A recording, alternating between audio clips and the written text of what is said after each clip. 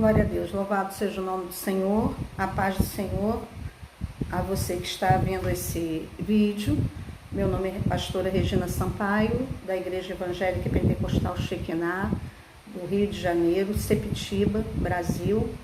E eu estou aqui com a segunda parte do estudo sobre a oração, requisitos da oração eficaz. A primeira parte eu postei falando sobre algumas características, alguns requisitos, né? Falei sobre 2 requisitos e hoje eu vou dar continuidade, encerrando esse estudo, dividir assim para que ficasse mais fácil, né, de falar de maneira mais compreensível e ficasse algo assim mais aprofundado. E nós iniciamos esse estudo com Tiago 5,17, onde fala de Elias, né? E o personagem base do nosso estudo hoje será Elias. Elias era homem sujeito às mesmas paixões que nós, e orando pediu que não chovesse durante 3 anos e 6 meses, né? E não choveu sobre a terra. E orou outra vez, e o céu deu chuva, e a terra produziu o seu fruto. Amém? Bem, então nós vemos aqui que ele era um homem como eu e você, né? Como nós somos, seres humanos. Ele não era um Deus, não tinha poderes sensoriais, ele era um homem de Deus, um homem de fé, né? Um homem de oração e um homem cujas orações eram atendidas, porque ele obedeceu a certos requisitos. E esses requisitos não são difíceis para mim e para você. Ele não viveu na época da graça, ele viveu na época da lei, uma época muito mais complicada, porque o Espírito Santo era derramado em pequenas porções para algumas pessoas que eram destinadas a agirem em nome do Senhor para fazer algum mover dentro da nação de Israel. Já hoje, aceitando Jesus como Salvador, todos nós recebemos a plenitude do Espírito Santo em nossas vidas, que ele vem habitar, e ele habitando em nós, ele vem e todos os dias nos convence do pecado, da justiça e do juízo, opera no nosso querer, no nosso efetuar, é o nosso consolador, é o nosso capacitador a toda boa obra. Então não fica difícil de nós conseguirmos ser ouvidos em nossas orações e cumprirmos esses requisitos. Nós vimos que primeiro temos que ter fé. Fé em Cristo Jesus, né? Fé de forma inabalável, fé conhecendo o Deus que nós servimos, sabemos que Ele é o mesmo de ontem, de hoje e eternamente, assim como Ele foi com Elias, Ele é conosco, sabendo que nós, tendo fé direcionada ao Senhor Deus vivo e verdadeiro, no nome de Jesus, nós alcançaremos todas as nossas graças necessárias. Ela deve ser feita também no nome de Jesus, segundo o requisito. Amém? Porque ao nome de Jesus foi dado todo o poder nos céus e na terra. Glória a Deus. Sendo em nome de Jesus, tem que ser de acordo com o caráter perfeito de Jesus. Ele é santo. Então, não vai responder orações que abençoam pecados, né? Ele jamais vai atender a seguinte oração: Senhor, eu vou ali roubar, eu vou ali fazer uma corrupção, eu vou matar alguém, me ajuda? Não vai. O Senhor jamais vai fazer isso. Ah, Senhor, faz determinada pessoa perder tudo. Está repreendido em nome de Jesus. Isso daí é oração de feiticeiro. Agora, tudo que eu e você orarmos contra o inimigo da nossa alma será ouvido. Em nome de Jesus. Senhor, coloca o meu inimigo. Meu inimigo não é o meu vizinho, não é o meu marido, não é o patrão. Por caso da esposa, do marido, não é a sua esposa. não são seus filhos, filhos não são seus pais, padrastos, tios, avós, irmãos. Não é ninguém. Nossa guerra não é contra, nossa luta não é contra a carne. Paulo foi bem explícito, é contra as potestades que operam nas regiões celestiais. Nossa guerra é espiritual. Ah, mas é ali o negócio de trabalhar, é o espírito da miséria, está tentando te impedir de ter aquela porta abençoada de emprego, está querendo te impedir de ser um bom funcionário. O espírito maligno que quer te ver mendigando, pedindo dinheiro a um e a outro, devendo a todo mundo, é esse que atua negativamente em todas as situações. Então eu e você temos que entregar a nossa vida por completo nas mãos do Senhor. Em tudo nós precisamos do Senhor. E a nossa fé tem que ser depositada nele. E uma fé firme, crendo que ele é fiel e galardoador. Amém? E tem que ser no nome do Senhor Jesus, porque a ele, como já disse, foi dado todo o poder nos céus e na terra, e o que eu pedi e você pedir tem que estar de acordo com a perfeição do Senhor Jesus, né? E glorificando tanto o nome do Pai quanto do Filho. Também deve ser feita essa oração segundo a perfeita vontade de Deus, certo? Em 1 João 5,14 diz: e esta é a confiança que temos nele, que se pedirmos alguma coisa segundo a sua vontade, ele nos ouve. É segundo a vontade de Deus. Às vezes eu e você temos sonhos, mas só que Deus sabe se esse nosso sonho vai virar um pesadelo. Então, quando eu e você estamos querendo entrar no negócio, abrir um negócio, mudar de emprego, ir para determinado lugar, nós temos que orar antes para que o Senhor nos ajude a fazer o correto. Se for para mudar de emprego, Ele vai abençoar tudo isso, para isso acontecer. Se não for, Ele vai impedir, para que você não faça algo que vá se arrepender depois. Então tem que deixar Deus agir para que tudo na nossa vida ocorra para o nosso bem. Amém? Então ela tem que ser feita de acordo com a vontade dele. Na oração do Pai Nosso, né? Seja feita a tua vontade, assim na terra como no céu. Porque só Ele sabe o que é certo, o que realmente vai ser bom para as nossas vidas. Nós achamos, né? Achamos, vai ser bom, vou ganhar muito. Vou mudar de cidade, de estado, de país. E aí, será que vai ser bom para nós, para nossa família? E assim vai, né? E o próprio Jesus, quando estava próximo da hora dele, né, de cumprir o propósito na morte da cruz, o que aconteceu? Ele orou lá no Getsêmani. E olha que ele estava tremendamente angustiado, porque a palavra de Deus diz que ele suou sangue.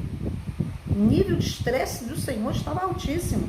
E ele ainda assim orou: mas se for possível, passa de mim este cálice. Mas, no entanto, que seja feita a tua vontade. E a Bíblia ainda diz que ele foi obediente até a morte, e morte de cruz. Se Jesus, perfeito, bom, nosso Salvador, que não merecia morrer naquela cruz, mas morreu em meu lugar e teu lugar, por amor a nós. Se Jesus pediu e ao mesmo tempo disse: mais que seja feita a tua vontade, eu e você também temos que fazer. Vamos aprender a fazer isso. Ah, mas de repente vai acontecer uma coisa difícil. Às vezes a gente chega e pede: Senhor, Paulo mesmo falou que ele orava por determinada coisa, orou várias vezes. Mas o Senhor, a respeito de um espinho na carne dele, que ele não explicou se era uma enfermidade, se era uma outra coisa, mas, né, ele disse que o Senhor, das 3 vezes que ele orou para aquele espinho sair da carne dele, o Senhor disse para ele: a minha graça te basta. Certo? E a minha graça te basta. E a vitória chegou no momento dele. Certamente Deus iria dar a vitória, mas ele não tirou aquilo como ele mesmo chegou à conclusão. Ele não tirava aquela situação que ele dizia que era como se Satanás estivesse esbofeteando a ele com aquela situação. E ali era para que ele não se ensoberbecesse, para que ele não se envaidecesse pela excelência das revelações que foram confiadas a ele. Então, às vezes, determinadas situações acontecem na minha e na tua vida para que nós não venhamos nos envaidecer e a vaidade impedir de termos comunhão com o Senhor e de alcançarmos a nossa salvação. Amém? Então, a vontade de Deus tem que ser prioritária, porque ela é boa, perfeita e agradável, né? Nós vimos que Elias, ele estava de acordo, né, as suas orações de acordo com a perfeita vontade de Deus. Por isso ele foi tranquilamente ao rei Acabe, né, ali no início do capítulo 17, e ali ele avisa para Acabe que iria chover, né, que ele chegou e falou, né, o Senhor falou com Elias, mandou ele falar com Acabe. Ele disse para Acabe: vive o Senhor, Deus de Israel, perante cuja face estou, que nestes anos nem orvalho nem chuva haverá, senão segundo a minha palavra. Quer dizer, só quando Elias chegasse e avisasse que ia chover, que a chuva ia descer. Então não adiantava ninguém mais dizer que era mentira, não, a chuva vai cair, a chuva vai vencer. Não adiantava, porque ela não ia descer, só iria descer quando ele avisasse. Porque tanto para avisar que ia ficar na seca, quanto para avisar que a água desceria novamente, teria que ser segundo a vontade de Deus. Quem ia avisar ele para falar seria o próprio Deus. Quem manda a chuva é ele. Ele que decide se vai mandar chuva ou se não vai mandar. Então aquilo era um castigo que Deus estava mandando. Elias não podia de maneira nenhuma entrar no meio do vento, né? Que ele estava enviando para aquele povo, enviando principalmente para o rei Acabe, né? E Jezabel. Então o que aconteceu? Ele foi alimentado por corvos, ele foi levado por Deus, mandado por Deus aí para o ribeiro de Querite. Ali os corvos mandavam para ele pedaços de carne, corvos que comem carne, foram lá levar carne para ele. Então, foi levar, né? 2 vezes ao dia ele tinha carne, ele tinha água para beber, para tomar banho, até que o ribeiro se secou, né? Dali ele foi para Serepta, ficou na casa da viúva de Serepta, abençoou a viúva, né? Ajudou ali. Aí depois, Deus manda novamente que Elias vá a Acabe. Isso já se passaram, o quê? 3 anos e meio, e ele chega lá em Acabe, no rei, e avisa, né, que ele iria mandar chuva novamente. Glória a Deus. Então, a chuva, né, caiu. Nós vemos ali em 1 Reis 18, dos versículos 41 ao 46, né, o aviso dessa chuva.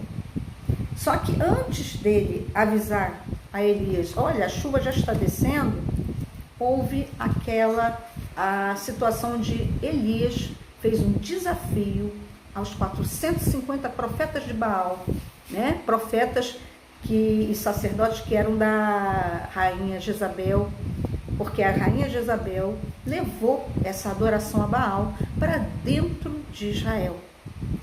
E ali, né, ela começou a estimular ao povo de Israel a adorar esse Deus falso. E nós sabemos como foi, né? Ali os 450 profetas de Baal tinham que fazer ali um altar no Monte Carmelo, e Elias estava ali junto, e eles começaram, né? Eles lá no meio-dia, até meio-dia não tinha acontecido nada, eles se lanhavam, eles se batiam, eles se machucavam. Baal, Baal, ouve-nos Baal, manda fogo Baal, e Baal nada. E lá pelo meio-dia Elias zombava deles, né, no versículo 27 do capítulo 18, chamai-as em altas vozes, porque ele é um Deus. Pode ser que esteja falando ou que tenha alguma coisa a fazer, ou que intente fazer alguma viagem, porventura dorme e despertará. E ria, debochava, até que ele foi e mandou que fizesse o altar, né? Aí ele tomou 12 pedras, como está no versículo 31, conforme o número das tribos dos filhos de Jacó, ao qual veio a palavra do Senhor dizendo: Israel será o teu nome. E com aquelas pedras edificou o altar em nome do Senhor. Depois fez um rego em redor do altar, segundo a largura de 2 medidas de semente. Então armou a lenha e dividiu o bezerro em pedaços e o pôs sobre a lenha. E disse: enchei de água 4 cântaros e derramai-a sobre o holocausto e sobre a lenha. E disse: fazei a segunda vez, e fizeram a segunda vez, fizeram a terceira vez, né? De maneira que a água corria ao redor do altar e ainda até o rego encheu de água. Sucedeu, pois, que oferecendo-se a oferta de manjares, o profeta Elias se chegou e disse, aí ele começou a pequena oração dele, foi pequena: ó Senhor, Deus de Abraão, de Isaque e de Israel, manifeste-se hoje que tu és Deus em Israel e que eu sou teu servo e que conforme a tua palavra fiz todas estas coisas. Responde-me, Senhor, responde-me para que este povo conheça que tu, Senhor, és Deus e que tu fizeste tornar o seu coração para trás.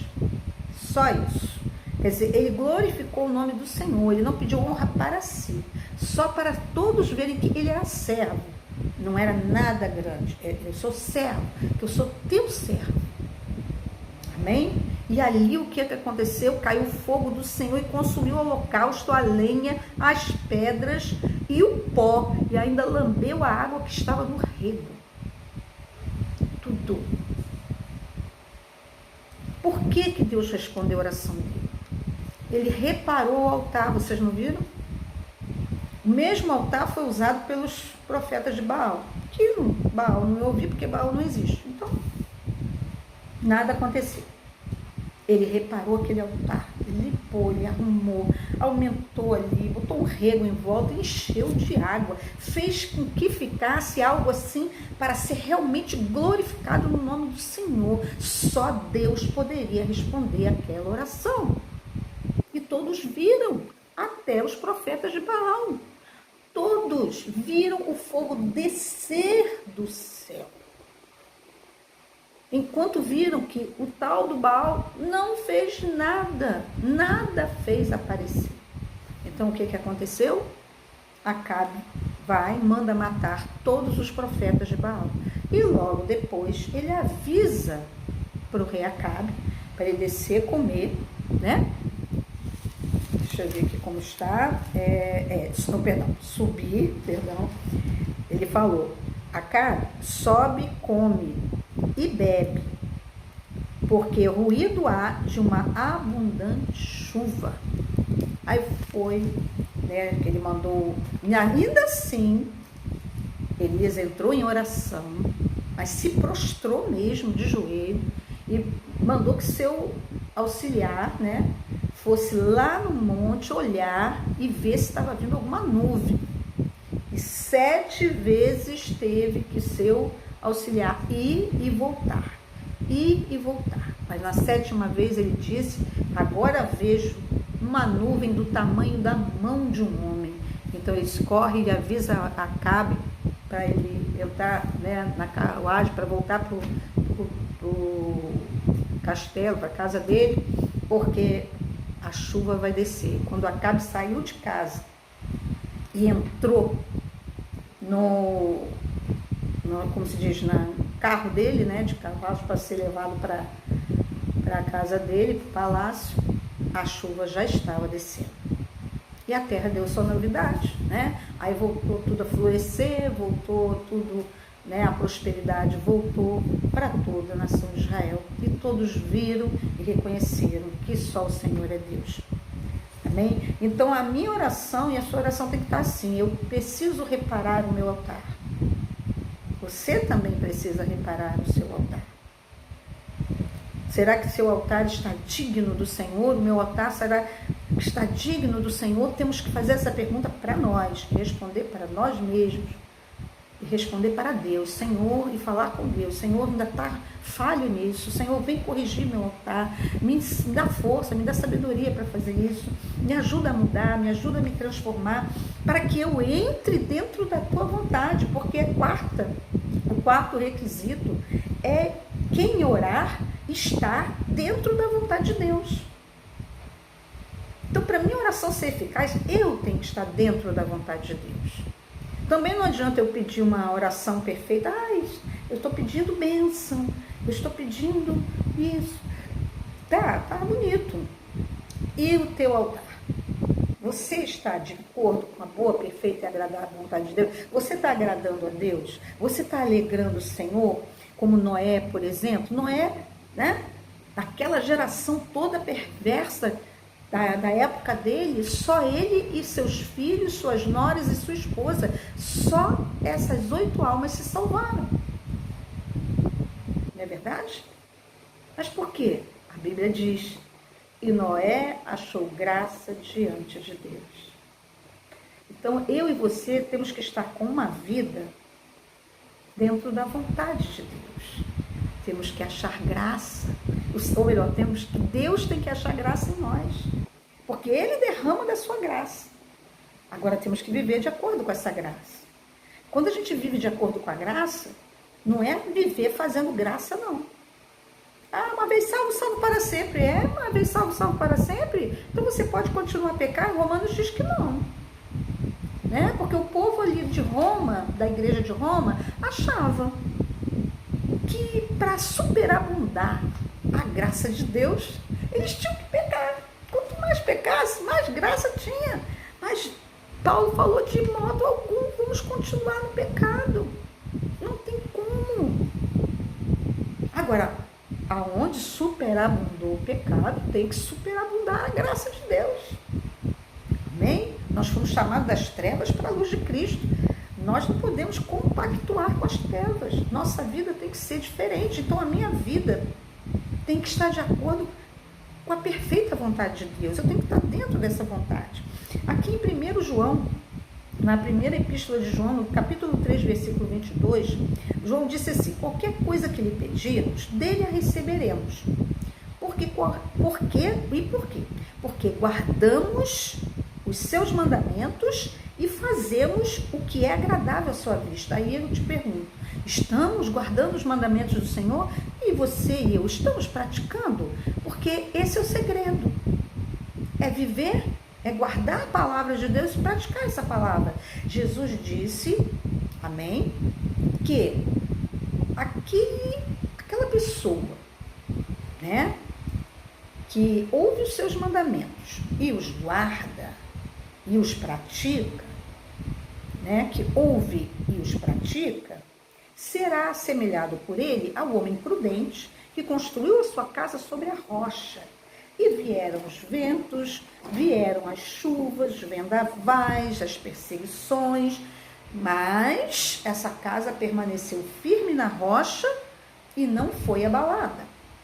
Já aquela pessoa que constrói, né, que ouve as palavras de Deus e não as pratica, é assemelhado àquele homem imprudente, né, que construiu a sua casa sobre a areia da praia, vieram os ventos, as marés, vieram as tormentas, perseguições, e foi grande a sua queda. E que rocha é essa? Essa rocha é Jesus Cristo e sua palavra, né? Porque a palavra de Deus é o próprio Jesus. Então, se eu e você não vivemos o que lemos e que pregamos, é difícil de dizermos que somos servos do Altíssimo e que nosso nome está no livro da vida e que uma vez salvo, salvo para sempre. Essa frase só dá certo para quem está de acordo com a vontade de Deus. Se eu estiver fazendo de tudo, me esforçando para obedecer ao Senhor, aí você vai dizer, mas não é pela graça, não é pela fé, sim, mas pela fé eu preciso ter novidade de vida. Jesus disse que preciso é nascer de novo. Ele não falou isso para Nicodemos. Ele avisou Nicodemos que eu preciso nascer de novo, que ele precisava nascer de novo. Ele está avisando para mim e para você. Então, como Tiago completou, Tiago disse, a fé sem obra é morta. A obra também sem a fé também é morta, então tem que ser um conjunto. Eu creio no Senhor Jesus e pratico as obras da fé. Pela fé serei fiel ao Senhor. Pela fé serei nova criatura. Estou sendo nova criatura. Estou me transformando. Estou permitindo que o Espírito Santo de Deus, que é o agente da transformação, que ele transforme a minha vontade, mate a minha carne, me ajude a matar a carne, porque é a minha carne, né? Eu tenho que vencê-la todo dia, né? Temos que vencer a carne, o mundo, o inimigo da nossa alma, todos os dias, porque a nossa carne, ela é fraca. Jesus disse, vigiai e orai, porque na verdade o espírito está pronto, mas a carne é fraca. Então eu tenho que sujeitar a minha carne, a minha mente, o meu coração todos os dias, debaixo da vontade do Senhor. Amém? E eu preciso ser obediente. Então, se eu tiver com fé em Cristo, esses homens, Jesus ainda não tinha vindo. Elias, Moisés, né? Abraão, mas eles tiveram fé em Deus o suficiente, no Deus vivo, em fé para viver uma vida correta, uma vida de acordo com a boa e perfeita vontade do Senhor. Eles tiveram fé suficiente para isso e glorificaram a Deus em todas as situações da sua vida. Então, as orações foram ouvidas por causa disso, porque não houve nada que impedisse as orações entre esses homens e Deus. Por que também não será comigo? Agora o Espírito Santo habita em mim. Eu preciso dar vazão e ouvidos à voz do Espírito. A voz que o Espírito está falando agora com o teu coração. Dê ouvidos. Dar ouvido é praticar. Pratica o que o Espírito Santo está te dizendo nesse estudo. Se você só assistiu o segundo, depois assiste o primeiro, para que você tenha uma visão completa de tudo. Então, nós podemos dizer que Moisés, né, ele ouviu, e ele ainda está, ele é seu redator da lei. Quando Deus, por causa das murmurações e desobediências do povo, né, de Israel, ali no deserto, Deus ameaçou, olha, eu não vou, a minha presença não vai mais com vocês não, você vai aí, não tem como, eu não consigo conviver com eles, não dá para ser. Moisés falou que não tinha como ele ir se ele não tivesse a presença dele, se ele não tivesse presente entre eles, como seria essa caminhada pelo deserto. E aí o Senhor ouviu a oração de Moisés, assim como ele ouviu a oração de Elias, assim como ele ouviu a oração de Josué, lá no meio do deserto, quando vem uma guerra, e já estava de tarde, já estava quase para virar a noite, e ali Josué, com maior fé, declara: sol detente em Gibeon e tu lua no vale de Ajalon. Aquela declaração dele foi a declaração de um homem de fé, como foi Elias falando que não ia chover durante bastante tempo e só voltaria a chover depois que a palavra dele dissesse que ia chover. Para você ver, tem um outro estudo que nós vamos ter também depois sobre a palavra de Deus. A palavra do homem tem que ser a palavra de Deus. Então, eu e você precisamos ter nossos lábios ungidos por Deus. E quando abrirmos os nossos lábios, nosso coração tem que estar cheio. Cheio do quê? Da palavra de Deus. Para que desses lábios só saiam palavras que edifiquem. Aí quando da minha boca sai somente palavra que edifica, quando eu me dirijo ao Senhor, eu sinto fogo cair do céu na mesma hora. Eu sinto a presença do Senhor. Me sinto como se eu estivesse sendo elevada aos céus. E ali o Senhor entra com providência e faz e age de acordo com aquela minha petição. Quantas orações o Senhor, meu Deus, tem ouvido, e eu fico assim alegre, orando por minha parentela durante vários anos, E ir orando, sempre entregando, Senhor, cuida deles, aonde eles estiverem, abre os entendimentos, abre o coração, abre o entendimento. Aí chegou agora há pouco tempo, pude visitar essa parentela e estava a maioria convertida. E eu fiquei muito alegre de ver a oração que eu fiz. Quem sou eu para ser atendida pelo Senhor? Mas Ele me ouviu. Ele me ouviu, porque não sou perfeita, mas Ele vê que a cada dia eu tenho procurado consertar o meu altar, me colocar dentro da vontade de Deus, para que assim eu consiga fazer orações que estejam de acordo com a boa e perfeita vontade do Senhor. E assim, quando eu clamar pelo nome do Senhor Jesus, eu seja justificada, porque meu nome está no livro da vida, e eu aceitei a Jesus como Salvador, e eu tenho fé nele, eu tenho fé na palavra de Deus, e eu confio no Senhor, e assim a oração é ouvida. Então o Senhor é assim, o Senhor Ele ouve a tua e a minha oração.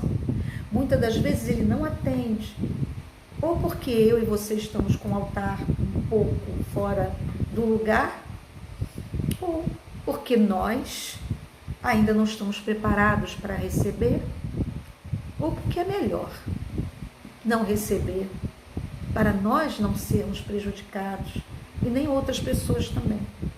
Então o Senhor sabe de todas as coisas, por isso que temos que buscar primeiramente o reino de Deus e a sua justiça. E aí tudo mais que nós precisamos nos será acrescentado. Foi essa receita de bolo que Jesus mesmo deu em Mateus 6,33. Mas buscai primeiramente o reino de Deus e a sua justiça, e todas as outras coisas vos serão acrescentadas. Ali quando ele faz o seu sermão sobre a solicitude da vida, né? Sobre a ansiedade, as necessidades, ele falando ali para não estarmos ansiosos com nada. Então, a nossa oração também não pode ser feita debaixo de ansiedade. Tem que ser feita debaixo da paz de Cristo no nosso coração. E a paz de Cristo só está no coração daquele que está de acordo com a boa, perfeita e agradável vontade de Deus. E que, né, dentro da vontade, com o altar reparado. Por isso que todo dia, não é só hoje. Hoje eu reparei meu altar, amanhã não preciso. Não, hoje eu reparo, amanhã eu vou reparar de novo. Porque eu sou falha, né? O meu espírito está pronto, mas a minha carne é fraca. E eu não posso dar vazão à minha carne, porque tem hora que dá vontade, né? Dá vontade de fazer. Ai, estou chateada com um, estou chateada com olha só, que ele não obedece, não sei o quê. A gente fica assim meio nervoso, né? Olha a situação como está difícil, mas temos que sempre lembrar, o Senhor é comigo, o Senhor tem sido comigo, por que eu vou ficar angustiada por esta situação chegando à minha vida? Seja ela enfermidade financeira, emocional, perdas, né?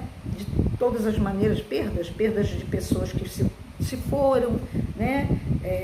Que o Senhor chamou, perdas de membro na igreja, para quem é pastor, é muito triste, é muito chato, né? Quando o membro sai, pior quando vai para o mundo, né? Quando vai para uma outra igreja, a gente pensa que Deus o abençoe lá, né? Que ele não perca a sua salvação e continue no caminho. Mas quando vai para o mundo, então, é muito triste, a gente fica muito triste, a gente sofre, como se fosse um próprio filho, né? Biológico nosso. Então, mesmo assim, eu fiz e o meu esposo, o pastor, fez aquilo que foi necessário. Assim como os demais. Se você é um pastor e você está ouvindo esse estudo, saiba disso também. Você ganhou almas também. Você, às vezes, não é um pastor, mas você é uma serva de Deus, um servo de Deus, que ganha almas para o reino de Deus. E, de repente, você vê essa alma voltando atrás, indo para o mundo. A culpa não é sua. O que você vai fazer? É uma questão de escolha. Se a pessoa acha que aceitou Jesus e tem que ter a vida resolvida da noite para o dia, está pedindo o quê? Está pedindo o que não pode ser feito. Para que a minha vida se transforme, eu tenho que me transformar primeiro. Isso nós temos que aprender. Nós precisamos nos transformar, nos colocar totalmente nas mãos do Senhor. Aí tudo mais vai ser acrescentado. Jesus não é mentiroso. E eu e você temos que pedir ao Senhor paciência. Você que está começando no caminho do Senhor, peça paciência. Peça ao Senhor para ter misericórdia e te ensine a ter paciência. Agora espera que vai acontecer a situação para que você tenha paciência. E você precisa ter paciência. Eu também. Tá? Temos que ter longanimidade. Faz parte do fruto do Espírito. Longanimidade. É paciência. É esperar no Senhor. Saiba que esperar no Senhor não é difícil. Se você olhar para o Senhor, Ele te fará passar por esse tempo. Quando você vê, já passou. E já chegou a hora da tua vitória. Né? Então, continuando, para terminar, quem ora precisa ser perseverante. Como eu falei, tem gente que quer que tudo seja da noite para o dia, né? De uma hora para outra. Quer mágica, não quer nem milagre, quer mágica.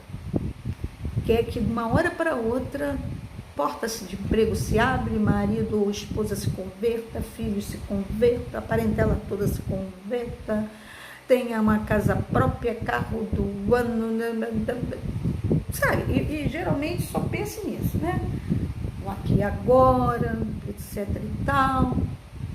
E não pensa que tudo que vem na nossa vida é para nos ensinar a sermos melhores servos de Deus, melhores seres humanos, melhores filhos, pais, esposos, esposas, melhores amigos, melhores vizinhos, melhores profissionais.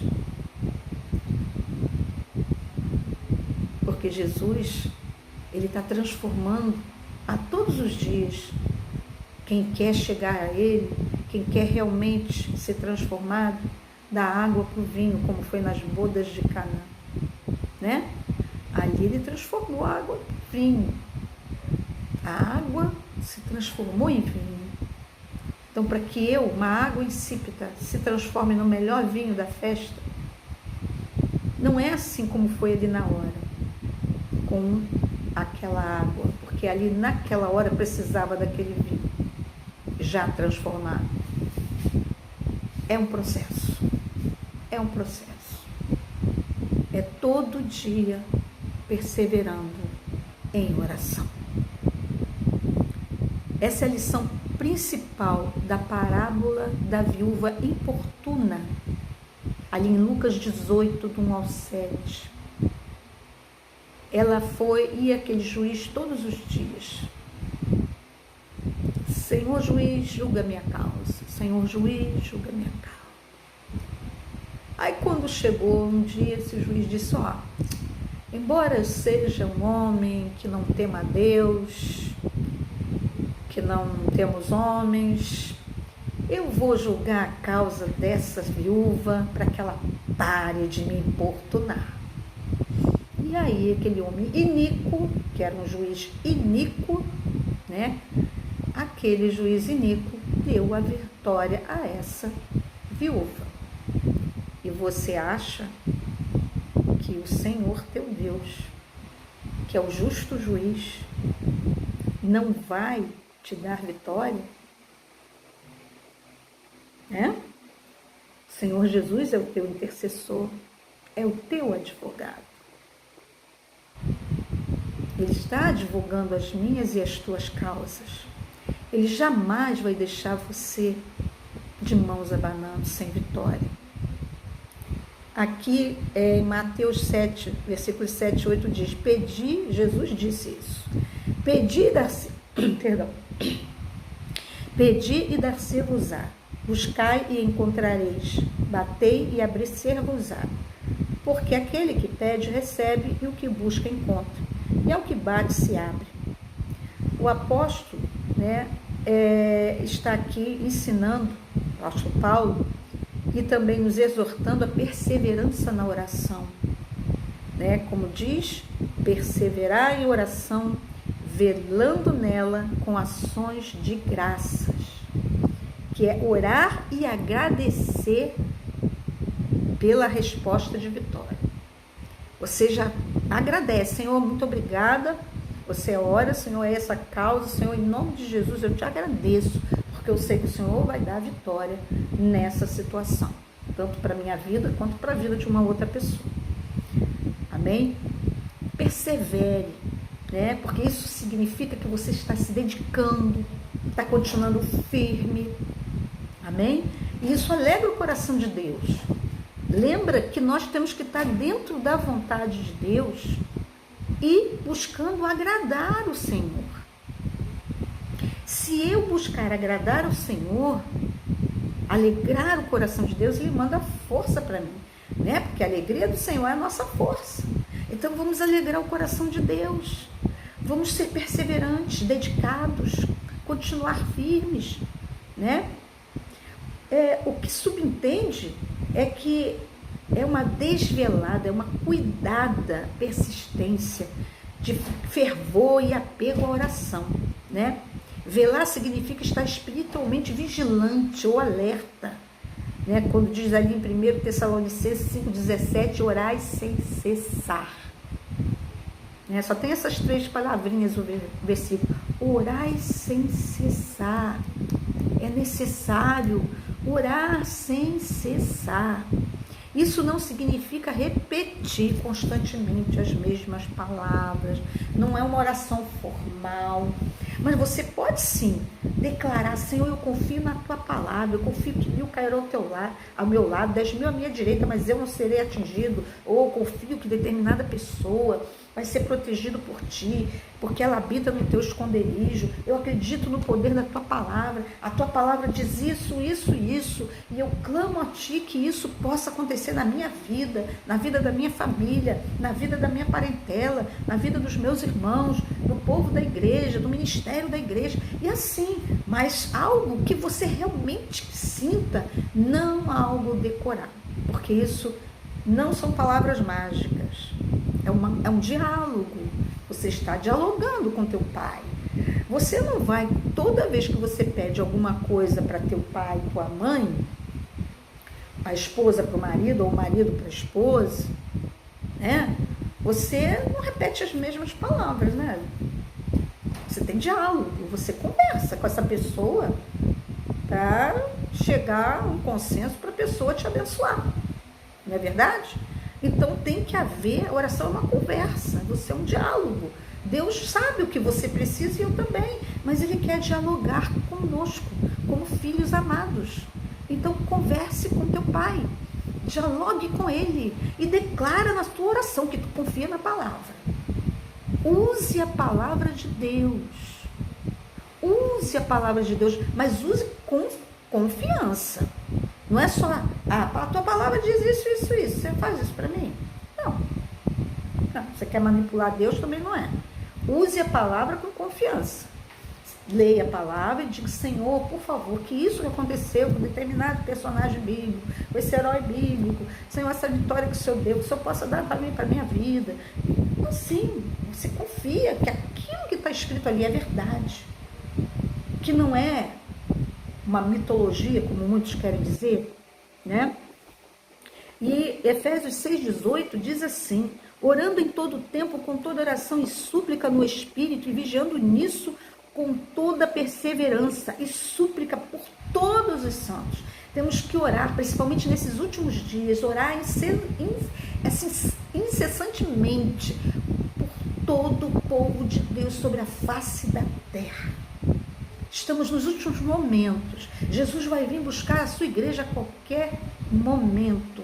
E eu e você precisamos ser achados fazendo isso, orando e intercedendo uns pelos outros, né? Veja o cego de Jericó. O cego de Jericó, para terminar. Ali o que estava acontecendo com aquele homem? Ele era um cego, andava mendigando, e ele estava sentado à beira do caminho.